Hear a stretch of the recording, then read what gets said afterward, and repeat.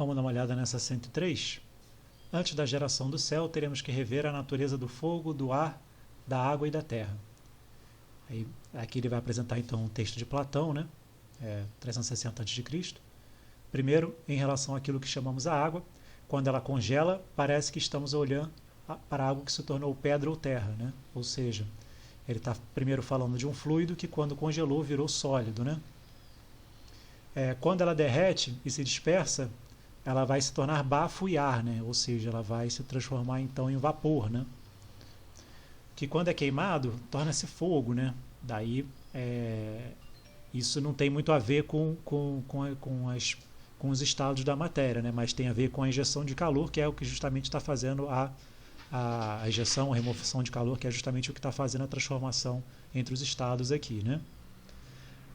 Se for comprimido, então ele vai novamente se tornar água, né? Então, novamente, ele está falando aí de mudança de estado, né? Mudança de fase. E depois, se a água passa pela terra e aí gera novamente um sólido, né? E aí isso fica de forma cíclica, né? É isso que o texto está falando, né? Então, buscando compreender a diversidade de formas e substâncias que vemos no mundo, diversas culturas da antiguidade elaboram a noção de 4 elementos, né? Então, os 4 elementos seriam a terra, a água, o ar e o fogo. Essa visão prevaleceu até o início da Era Moderna, quando foi suplantada diante das descobertas da química e da física. Então, essa foi a visão de Platão. Do ponto de vista da ciência moderna, a descrição dos 4 elementos feitas por Platão corresponde a um conceito de... Bom, então, o que a gente vê aqui é que a todo momento ele está falando então de mudanças de estado, né? Era líquido, virou sólido, virou vapor, o vapor pressionado então novamente vira fluido, né? Então daí então que ele está falando é justamente as mudanças de fase, né? Então a resposta correta é a letra D, é uma questão de por interpretação.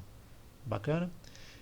Você poderia ter alguma confusão aqui em relação à partícula elementar, em relação ao elemento químico, né? Porque ele fala de fogo, ele fala de terra, mas prioritariamente o texto fala mais então sobre essas transformações de estado, né? Então daí vem essa interpretação de que a resposta correta é a letra D. Bacana?